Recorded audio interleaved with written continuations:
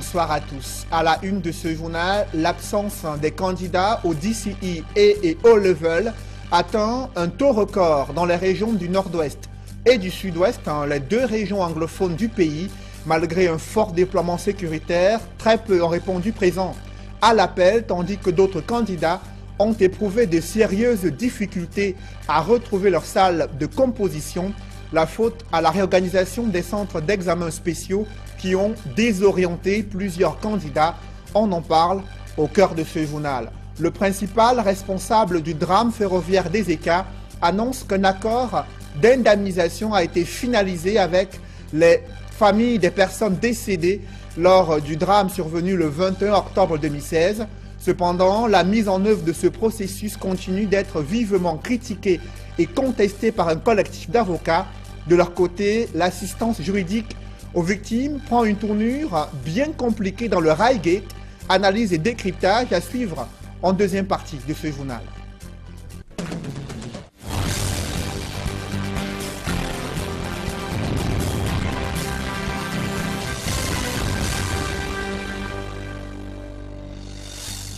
Merci de suivre cette édition complète de l'information sur Equinox Télévision. D'abord, l'escale internationale, de nouvelles évasions des prisonniers qui ébranlent les pouvoirs publics au Congo-Kinshasa. Plus de 900 prisonniers se sont évadés dimanche d'une prison centrale située à Beni. Des opérations de bouclage sont organisées depuis dimanche soir jusqu'à ce début de semaine pour tenter de les rattraper. On fait le point avec Eric Watat et Albertine Bitiaga. C'est une nouvelle évasion spectaculaire. Sur les 966 détenus que comptait la prison de Beni, il n'en reste que 36, ont annoncé les autorités du pays dimanche après-midi. Selon les révélations des médias locaux, tirées des témoignages, des assaillants habillés en civil ont ouvert le feu sur des gardiens de la prison, tuant 8 personnes. Ils ont ensuite réussi à entrer dans la prison et à libérer quasiment tous les détenus. Un bilan lourd pour une attaque prévisible selon la société civile. La prison était surchargée, les détenus étaient 3 fois trop nombreux, révèlent des membres de la société civile congolaise, avançant qu'ils avaient déjà alerté sur un risque d'attaque de la prison. Ce n'est pas la première attaque du genre enregistrée dans ce pays. Le mois dernier, 4000 personnes avaient réussi à s'enfuir dans la prison de Makala, dans la capitale. Quelques jours plus tard, d'autres détenus s'étaient évadés des commissariats d'une commune de Kinshasa. Toujours dans ce chapitre international, les choix d'Emmanuel Macron suscitent des interrogations sur l'avenir de la France-Afrique. Le numéro 1 français a reçu en audience en l'espace de 2 jours le président Macky Sall du Sénégal et Alassane Ouattara de la Côte d'Ivoire. Les présidents africains et leurs homologues français ont échangé sur des questions concernant l'agenda économique, coopération économique et la coopération sécuritaire. Éric Massanjomo nous en dit plus dans ce reportage. Lutte contre le terrorisme, renforcement de la coopération économique et militaire sont quelques points qui ont meublé les discussions entre Emmanuel Macron et ses 2 autres Africains, Alassane Dramane Ouattara et Macky Sall. Ces 2 chefs d'État africains s'imposent comme les premiers du continent reçus par le nouveau président français. Une véritable victoire diplomatique pour la Côte d'Ivoire et le Sénégal dans la traditionnelle course africaine de réception à l'Élysée par les présidents français nouvellement élus. De nombreux contradicteurs de la France-Afrique voit en ce ballet diplomatique des chefs d'État africains à l'Élysée un maintien de cap, un statu quo dans la relation entre la France et ses anciennes colonies. Cette relation, dont le socle repose sur le paternalisme français vis-à-vis de ses anciennes colonies, est de plus en plus fortement décriée par une frange d'Africains animée par l'esprit de panafricanisme. Ces derniers, partisans d'une réorientation de cette relation France-Afrique, s'offusquent du fait que les présidents africains se bousculent très souvent pour être les premiers à être reçus par les nouveaux locataires de l'Élysée. Un véritable honneur pour ces chefs d'État africains qui, à travers cette poignée de main sur le perron de la présidence française, tentent d'afficher une certaine légitimité dans un contexte marqué souvent par des contestations et de nombreuses violations dans leur pays. Je vous le disais en titre, au Cameroun, l'absence des candidats au DCE et O-Level atteint un taux record dans les régions du Nord-Ouest et du Sud-Ouest, très peu des candidats ont répondu présents à l'appel malgré le fort déploiement sécuritaire pour éviter des débordements à Bamenda mais aussi à Buea. L'on note également que d'autres candidats ont éprouvé de sérieuses difficultés à retrouver leur salle de composition et leur nom sur les listes affichées pour la circonstance. La faute à la réorganisation des centres d'examen spéciaux qui a désorienté plusieurs candidats. Reportage, Stella Mboui, Donald Anouzoua et Martin Manguelin. Reportage. Les journées villes mortes, qui semblent désormais faire partie intégrante du quotidien des populations de Bamenda, capitale régionale du nord-ouest Cameroun, n'ont pas été levées ce lundi, malgré le lancement effectif des épreuves écrites au DCI. Et c'est dans cette ambiance morose, empreinte de crainte, que les centres d'examen visités dans la ville ont débuté l'examen. Au lycée bilingue de Bamenda, qui abrite 8 autres centres d'examen, l'on a enregistré beaucoup d'absences. Sur un total de 173 candidats attendus, seulement 91 ont répondu à l'appel, soit 82 absents. Situation presque identique au Ordinary Level, où l'on attendait 273 candidats. Seuls 148 ont répondu présents, pour un total de 185 absents. Le lycée de Downtown, avec ses 16 centres d'examen, n'a pas échappé au dictat des absences. Pour ceux des candidats présents, mais n'ayant pas vu leur nom sur les listes, les différents chefs de centre et chargés de mission, suivant les instructions du ministre des Enseignements secondaires, ont créé une salle spéciale pour faire composer tous ces cas en attendant qu'ils régularisent leur situation. Une proposition rejetée par d'autres candidats qui ont préféré surseoir définitivement à la composition. À Bamenda, dans la région du nord-ouest, tout comme à Buea, dans le sud-ouest, où se déroule aussi le DCI, l'on a pu observer un dispositif sécuritaire important autour des centres d'examen et un déploiement des forces de sécurité dans les artères des deux capitales régionales. Plusieurs cas d'absence ont également été enregistrés dans le lycée bilingue de Mbangem, situé dans le coupé Manengouba, région du sud-ouest. C'est le constat que font Jacques Molon et Gladys Sidier dans ce reportage. 516 candidats au DCI étaient attendus au lycée bilingue de Mbangem, soit 64 pour le DCI Ordinary Level et 452 pour le DCI Advanced Level. L'on a noté 60 cas d'absence. C'est après un message d'encouragement délivré par le préfet du coupé Manengouba que les candidats ont rejoint les salles de classe en passant bien sûr par la fouille systématique. We know the difficult circumstances that you faced. Once more, I stand here to wish all of you success. C'est d'abord le message de félicitations, d'avoir bravé tous les obstacles et se concentrer pour se présenter ce matin pour leur épreuve. Nous avons pris toutes les mesures nécessaires pour que tout se passe très bien, toutes les mesures de sécurité. Une fois en salle, la prochaine étape a été la vérification de l'enveloppe scellée qui contient les épreuves. Cela a été fait avec le concours des candidats.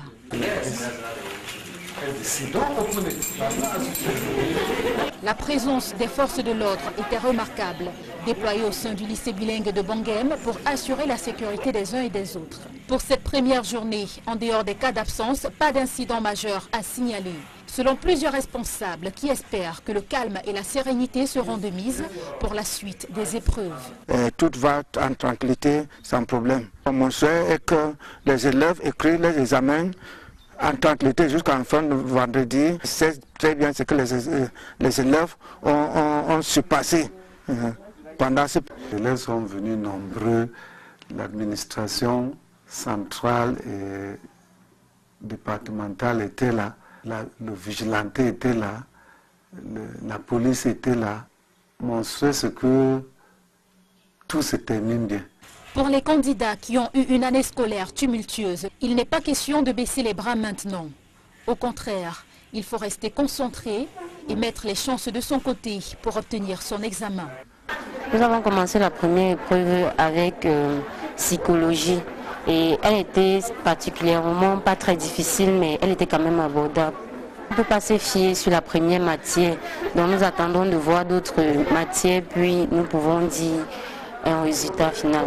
Je souhaite tout simplement que, comme le gouvernement a décidé de nous faire composer nos examens, qui continuent dans cette même lancée. Pour cette année 2017, l'on a noté une réelle baisse des candidats inscrits au DCI dans les régions anglophones. De nombreux candidats au DCE et O-Level ont pris d'assaut des centres d'examen spéciaux. Situés à Yaoundé, le gouverneur du centre affirme que plusieurs candidats ont été autorisés à composer sous réserve de la régularisation de leurs inscriptions à ces différents examens du sous-système éducatif anglophone. Dans le reste de l'actualité, le centre-ville de Douala s'est retrouvé sous les eaux ce matin après une pluie diluvienne. Plusieurs Camerounais ont eu du mal à accéder à leur lieu de service. D'autres, les inondations ont bloqué plusieurs Camerounais dans leur domicile. D'autres ont eu du mal à accéder à leur lieu de service. Tous critiquent le manque d'aménagement des drains et des canalisations des eaux de pluie dans le centre-ville de Douala. Reportage Mitterrandam et Kate Diarra. Pieds dans l'eau que les habitants de Douala se sont réveillés ce matin. La pluie qui s'est abattue sur la ville à l'aube a provoqué le courroux des cours d'eau, les poussant à sortir de leur nid. Premier arrêt, Mobi Bonakwamouan. Ici, tout comme devant le lycée d'Aqua, près de la moitié d'une voie a été assiégée par les eaux qui vont perturber la circulation. Un peu plus haut, à l'entrée du marché New Daido, c'est une autre affaire. Très grande surprise que le matin à 7h30, je vais dans ma boutique. Depuis 7h15, je suis dehors, je ne parviens même pas. J'étais brûlé, je suis en face là depuis plus de 3 heures du temps. Toute une voie a été prise en otage par ces mêmes eaux pendant plusieurs heures, inondant de nombreuses boutiques et forçant les commerçants à rester à l'extérieur. En temps réel, j'arrive au plus tard à 8h, et là, s'il pleut comme si les pratiquement 11h, c'est mon arrêt. Puis c'est déjà appelé, on m'a dit qu'il y avait une inondation et qu'il n'y avait pas accès. Et moi, deuxièmement, je ne peux pas facilement entrer dans cette eau parce que ça me blesse toujours. Dans le 5e arrondissement, à Makepe-Misoke, les choses sont différentes. Ce sont les agents de l'entreprise en charge du réaménagement des drains qui nous accueillent. Les ingénieurs nous apprennent que les travaux avancent. Les riverains, quant à eux, semblent sereins. Avant, on ne respirait même pas. Quand ils vont débloquer les deux tuyaux là, ça va tout le temps, on n'aura plus de problème. Sinon, ça serait un peu changé. Quand il pleut, après peut-être 2 heures de temps, vous finissez. On apprendra également sur le site que la ville a été découpée en plusieurs portions pour plus d'efficacité dans l'avancée du travail. Les ouvriers restent actifs même pendant les pluies et malgré quelques difficultés rencontrées, à l'instar de celles sur le Kondi, le travail sera bouclé et les drains finalisés coûte que vaille. La région du littoral enregistre un taux de prévalence du VIH-Sida bien au-dessus de la moyenne nationale et en l'espace de quelques mois, plus de 800 personnes déclarées séropositives sont déjà placées sous traitement anti-rétroviraux. Ces chiffres sont du groupe technique régional de lutte contre le sida, des chiffres qui remettent en cause des stratégies de prévention contre cette pandémie. Reportage Flavien Valondongo. Dans l'opinion, l'infection à VIH-Sida n'est presque plus au menu des causeries. Mais la maladie continue de séduire les victimes. Mais globalement, ça tourne entre 3,9 et 4,3%. Voilà la séroprévalence qu'on a dans la région littorale. Cette prévalence est non moins importante. Et malgré le combat acharné contre cette pandémie, le tueur silencieux, tel qu'on l'appelle, résiste toujours. On ne peut pas tuer le VIH parce que le VIH est une infection chronique. L'infection est donc chronique. Mais il y a une catégorie de patients qui favorise la résistance du VIH-Sida. Les spécialistes de la santé les appellent les perdus de vue. Les perdus de vue, c'est un grand problème et vous voyez que si on doit atteindre le 3e 90, pour que tous ceux qui sont justement arrivés à une charge virale indétectable, c'est qu'il faut déjà que ces gens-là restent sous traitement. Le traitement est disponible dans des formations sanitaires agréées pour des personnes dépistées séropositives. Rien que pour le mois de mai, nous avons mis 864 personnes ces antirétroviraux. Aucune complication, tout est gratuit, notamment en termes de mise sous traitement dans l'ensemble du territoire national. Ces chiffres sont recensés à la suite d'une vaste campagne de sensibilisation et de dépistage menée par un personnel qualifié qui sillonne les coins et recoins des villes et quartiers de la région et surtout du district de santé de Daido à Douala. Et les objectifs de 2020 visent effectivement que nous ayons 90% de notre population qui connaissent le statut sérologique. Pour le moment, le combat contre le sida se poursuit, avec 4,5% dans le littoral et 4,3% sur le plan national. Pour ce qui est de la prévalence, il est question que chacun apporte du sien dans la lutte. C'est l'une des raisons qui a rassemblé les hommes des médias et spécialistes de la santé ce lundi à Douala. À quelques jours de la Coupe des Confédérations prévue en Russie, les champions d'Afrique ont pris le quartier à Madrid, en Espagne. Cette journée de lundi était consacrée à des séances d'entraînement, des promenades dans la ville et aussi pour pouvoir s'acclimater. Le poulain de Hugo Bros, les Lions indomptables doivent confirmer le superbe forme et le rage de vaincre face à la Colombie, un adversaire qui s'est souvent montré coriace au fil des rencontres. Reportage Emos Wanga et Nana Paul Sabin. Les joueurs partis de l'aéroport international de Yaoundé dimanche aux environs de 13h sont bien arrivés en Espagne au bout d'un vol long courrier qui a duré 9 heures d'horloge.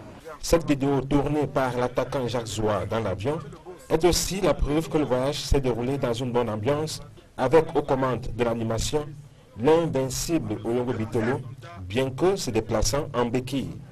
La délégation camerounaise a pris ses quartiers à l'hôtel Alcoran de Madrid. Madrid, la ville d'art et de sport, offre donc depuis dimanche soir son hospitalité aux Lions indomptables. Ce lundi, en fin de matinée, le staff technique et les joueurs se sont offerts une promenade dans les rues de cette métropole qui est présentée comme la plus grande ville de l'Espagne avec ses 3 millions d'habitants. Une séance d'entraînement en soirée est aussi au menu des champions d'Afrique pour peaufiner le match amical de mercredi à nocturne face à la Colombie. Les Lions indomptables contre les Cafeteros sonnent comme des retrouvailles entre deux sélections qui se connaissent bien. Elles se sont déjà expliquées à 3 reprises avec une victoire pour la Colombie et 2 victoires pour le Cameroun, dont la plus prestigieuse est sans doute celle acquise en demi-finale de la Coupe des Confédérations France 2003, marquée par une issue dramatique, le décès de Marc Vivien-Foé en plein match. Mercredi, les Lions indomptables iront à Moscou, la capitale de la Russie, pays hôte de la Coupe des Confédérations 2017. Une expédition qui se fera sans Oyongo Bitolo. Bien que présent à Madrid, il ne sera pas de l'expédition russe en raison d'une grave blessure contractée samedi à Yaoundé lors du match des éliminatoires de la CAN 2019 contre le Maroc. Oyongo Bitolo, l'ancien joueur de Coton Sport de Garoua, est en attente d'une opération chirurgicale.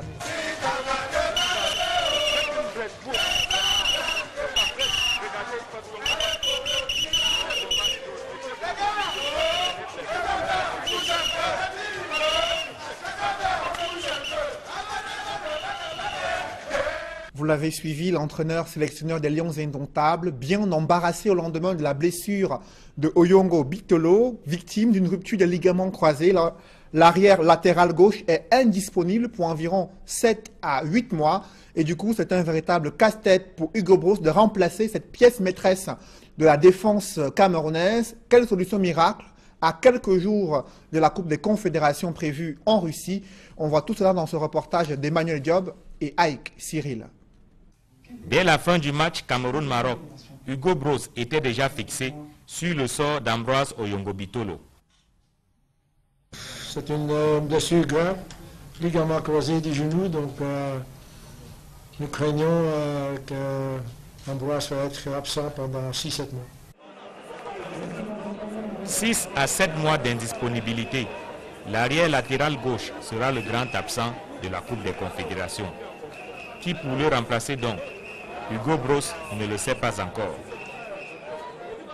Le problème, si tu dois maintenant encore appeler un joueur, c'est un joueur qui est peut-être déjà en vacances depuis 15 jours ou plus. Toutes les compétitions ont terminé aux environs du 21 mai, donc c'est presque 3 semaines.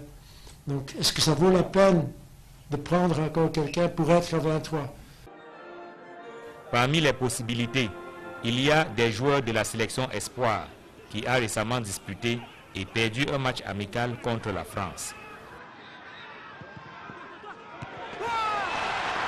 Je pourrais peut-être aussi prendre un jeune. Par exemple, les joueurs qui ont joué en France il y a quelques jours. Peut-être là, on peut prendre quelqu'un. Mais il n'y a pas que l'entraîneur qui est touché par la blessure de Oyongo Bitolo. Ses coéquipiers aussi souffrent de son absence. On connaît l'apport qu'il a dans l'équipe, que ce soit sur le terrain ou en dehors du terrain. C'est clair que c'est quelqu'un qui va nous manquer parce que c'était un joueur important de l'équipe. Il nous apportait énormément sur le terrain et en dehors du terrain, ça m'a dit, c'était un peu celui qui qui a animé un peu le vestiaire. Donc on est triste pour lui. À une semaine de la Coupe des Confédérations, la question du remplacement de Yongo Bitolo est un véritable casse-tête pour Hugo Broos. Pour l'instant, je ne sais pas quoi faire, dans le sens que est-ce qu'on va appeler un autre joueur ou est-ce qu'on va aller à 22. Mais ne me demande pas aujourd'hui, maintenant, qu'est-ce que tu vas faire, je dois encore réfléchir et demain je prendrai ma décision. Actuellement en Espagne, pour un match amical contre la Colombie, les Lions indomptables poseront par la suite leur valise en Russie pour la Coupe des Confédérations. Ils évolueront dans le groupe B, aux côtés du Chili, de l'Australie et de l'Allemagne. Première sortie du Cameroun le 18 juin prochain contre le Chili. Après avoir glané la Coupe d'Afrique des Nations édition Gabon 2017, ces Lions indomptables peuvent-ils mettre à nouveau l'espoir, la barre plus haute lors de leur participation à la Coupe des Confédérations prévue en Russie? L'analyse et décryptage de la capacité, c'est à suivre dans le cadre de 100% foot. Invité à cette émission, Henri Bédimo, Lion indomptable sociétaire de l'Olympique de Marseille, et Justin Mbambok, entraîneur de football en Europe. Ces deux invités vont participer à l'émission 100% foot présentée par Étienne Pascal Azégué, à suivre juste après ce journal. Mais avant, dans une poussière de secondes, la deuxième partie de cette édition du 20h.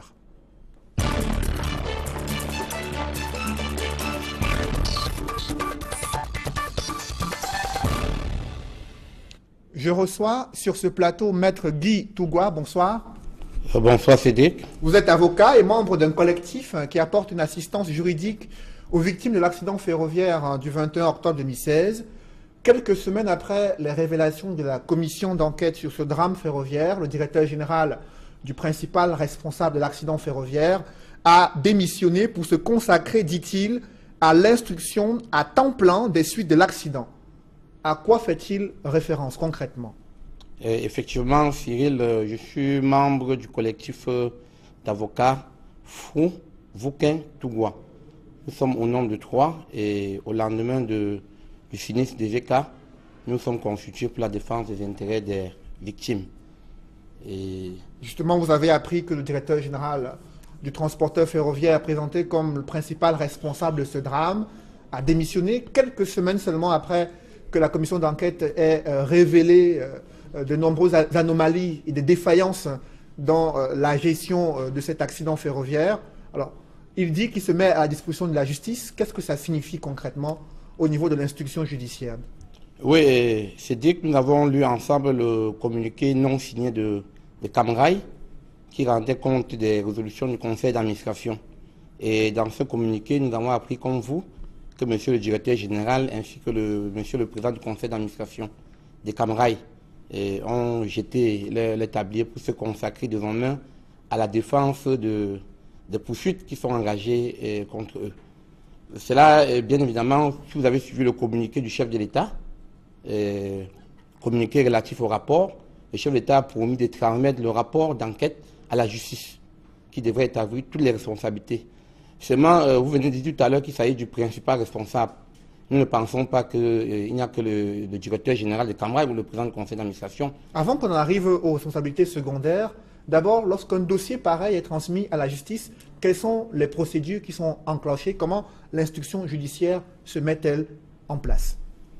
Oui, c'est dit que vous savez, il s'agit ici, il y a eu des blessés. Donc, il y a des gens qui ont été blessés, il y a des gens qui sont décédés, il y a des gens qui sont disparus. Donc, tout va dépendre de la qualification qui sera donnée aux faits. Mais nous serons là en matière pénale. Et en matière pénale, vous savez bien, la responsabilité pénale est individuelle. Chacun répond pour sa part. Alors, nous nous posons la question de savoir s'il s'agit simplement du directeur général et du président du conseil d'administration. Si les actionnaires qui ont procédé au partage des bénéfices ne doivent pas venir aussi répondre. Parce que vous savez, Camrail, c'est une société qui a des actionnaires. Nous avons Total, nous avons le groupe Bolloré, il y a plein d'autres personnes qui doivent répondre également. Quel est le rôle des actionnaires et des responsables de ce transporteur ferroviaire dans ce drame qui est survenu le 21 octobre 2016, selon vous? Le rapport nous le dira, mais simplement dans les actes de gestion au quotidien de Camrail, Nous savons que toutes les décisions sont prises à partir du groupe Bolloré. Pour vous convaincre, vous avez vu le communiqué de Camrail. Au pied de page, vous allez tout voir Bolloré Railway. Donc ça veut dire effectivement qu'en dehors du président du conseil d'administration et en dehors du directeur général de Camrail, il y a d'autres donneurs d'ordre qui doivent également venir répondre devant la justice. Alors ces donneurs d'ordre se trouvent simplement dans le sillage de l'entreprise de transporteur ferroviaire. Pensez-vous que la responsabilité secondaire pourrait aller au-delà de cette structure qui est maintenant citée comme principal responsable? Oui, effectivement, parce que, comme je vous l'ai dit tout à l'heure, dans les actionnaires de Camrail, il n'y a pas que le groupe Bolloré. Nous avons d'autres groupes. Il y a également la société Total. Nous avons d'ailleurs initié une procédure devant le juge des référés où Total également a été à traite et cette procédure est pendante. Total s'est fait représenter par son conseil. Et vous avez initié une procédure en référé d'heure en heure à l'encontre des responsables du transporteur ferroviaire pour faire la lumière sur le sort réservé à ces personnes portées disparues après ce drame ferroviaire. Comment ça s'est passé, ces procédures? Qu'est-ce que la justice a dit sur ce sujet précis? Oui, le tribunal de Douala-Bonandio, tribunal de première instance, a été saisi en matière de référé sur la question essentiellement des disparus. Il faut bien le préciser. Il ne s'agissait pas de questions d'indemnisation. Parce que dans notre portefeuille, nous recevons aussi bien les blessés, les familles des décédés, que les familles qui sont sans nouvelles de leurs, qui ont pris place dans le train numéro 152 du 21 octobre 2016. Alors, étant sans nouvelles de leurs proches, ils nous ont demandé, nous avons initié des actions auprès des Camrail qui sont restés l'aide morte. Qu'est-ce qu'il nous restait à faire? Décider la justice de notre pays. Au cours de cette audience, et comme il est des règles, s'agissant d'une question touchant à l'ordre public et aux intérêts même de l'État, la procédure a été communiquée au ministère public. Vous savez, le ministère public, c'est le procureur de la République, c'est un démembrement territorial de la chancellerie. Le ministère public a pris des réquisitions dans lesquelles il a été bien indiqué qu'il fallait s'adresser à l'autorité administrative. Pourquoi l'autorité administrative alors que c'est le transporteur ferroviaire qui a porté de nombreux Camerounais de Yaoundé qui devaient en principe arriver à Douala et qui malheureusement se sont arrêtés à Zika dans des circonstances assez désastreuses? C'était certainement pas pour établir la responsabilité des autorités administratives. Vous savez, le ministère de l'administration territoriale, à travers sa direction de la protection civile, a plus de possibilités pour faire des investigations. Le ministère de l'administration territoriale, à travers ses démembrements territoriaux, pour mieux requérir les forces de l'ordre, les sapeurs-pompiers et autres, pour intensifier les recherches. Ça ne veut pas dire que nous réclamons ces disparus à l'administration, mais simplement l'administration devra nous aider. C'est ce que le ministre de la Justice nous a indiqué. Et nous sommes donc retournés vers son collègue de l'administration territoriale par courrier et nous espérons les suites de son action. Alors, au moment où il y a une pression qui monte pour l'accélération du processus d'indemnisation, Camrail a fait le point sur cette opération dans son communiqué rendu public au terme du conseil d'administration. Il en ressort que 50% des dossiers ouverts par des familles des personnes décédées ont donné lieu à la finalisation d'un accord d'indemnisation, tandis que des voyageurs blessés ont reçu en partie des indemnisations définitives. Est-ce que cela vous satisfait, vous qui assistez des familles, des victimes, dans le cadre de cette affaire? Est-ce que ce processus d'indemnisation répond à vos attentes? C'est dit que je dois vous avouer qu'il s'agit d'une grosse escroquerie à l'endroit des citoyens camerounais et même du monde entier. Parce que dans ce train, il n'y avait pas que des Camerounais. Il y a des blessés gabonais et d'autres nationalités. Pourquoi c'est une grosse escroquerie selon vous? Oui, quelles sont les preuves que vous avez qu'ils sont en train d'escroquer les Camerounais? Oui, je vous explique, Cyril. Il s'agit d'un système de réparation basé sur la ruse et le dol. Parce que nous avons détaillé nos méthodes de travail. Nous, dès le lendemain de ce sinistre, nous avons bien compris qu'il s'agissait d'une question assez importante. Et le Cameroun n'a pas de passé en matière d'accidents ferroviaires. C'est la raison pour laquelle nous avons décidé de travailler avec des équipes pluridisciplinaires. Nous sommes attachés les services des experts en médecine légale, des traumatologues, des renommés, ainsi que des actuaires qui nous aident à faire des calculs. En face, Camrail ne vous dit pas avec la méthode avec laquelle les indemnisations sont proposées. Et les victimes de plus en plus nous font état d'un certain médecin qui s'appellerait Atedue, un docteur qui, nous ne savons pas quelle qualification il a. Il serait spécialiste des poches molles, donc spécialiste de questions de diabète et de prostate. Et en quoi le processus d'indemnisation mis en place par Camrail pose problème concrètement? C'est ce que je vous explique. Ce médecin dont je viens de citer le nom, et nous avons eu ce nom à travers nos blessés, nos victimes, appelle de manière souterraine presque toutes les victimes, qu'elles soient assistées ou pas. Et je vous rappelle également que ce médecin est salarié à Activa. À ce jour, il semblerait qu'il a même déjà perçu plus de 107 millions de francs à Camrail. Est-ce que vous avez les preuves oui, de ces différents éléments? Oui, cela nous est rapporté sont assez graves à l'endroit de plusieurs personnes dont vous êtes en train de... Cela nous est rapporté par des blessés. On appelle systématiquement tous les blessés, qu'ils soient assistés ou pas. Et qu'est-ce qu'on leur propose concrètement? On leur propose une réparation au forfait. C'est-à-dire, si c'est vous, c'est dit, on vous dit par exemple, vous voulez combien? Voilà la méthode. Vous voulez 3 millions, on dit ok, nous sommes prêts à vous payer 1 million de francs. Cette méthode ne repose sur rien. Et nous profitons de vos quarantaines pour dénoncer cette pratique et inviter tous les Camerounais qui sont passés par là à venir nous voir parce que ces méthodes seront remises en cause. On ne peut pas, le curateur du sinistre ne peut pas délivrer des certificats médicaux pour la réparation. Nous sommes dans un système où Camrail est jugé parti. Quelle est la procédure normale qui doit être mise en place selon vous pour pouvoir justement permettre qu'il y ait un processus d'indemnisation qui respecte les normes et la réglementation en vigueur? Je vous ai indiqué tout à l'heure que le Cameroun n'a pas de passé en matière d'accidents ferroviaires. Et cet accident est régi. Les accidents ferroviaires ne sont pas régis par le code CIMA. Parce que c'est l'une des tromperies également de Camrail qui propose une méthode de réparation basée sur le code CIMA. Nous sommes dans un système, pas de réparation forfaitaire, mais de réparation intégrale. Il faudrait d'abord, soumettre les blessés à une contre-expertise. Parce que Caram ne peut pas être le curateur sinistre et proposer la réparation au même moment. En français facile, ça peut être juge et partie. Alors, les malades doivent être soumis à contre-expertise. Il y a plusieurs experts. Caram ne donne jamais sa méthode de travail.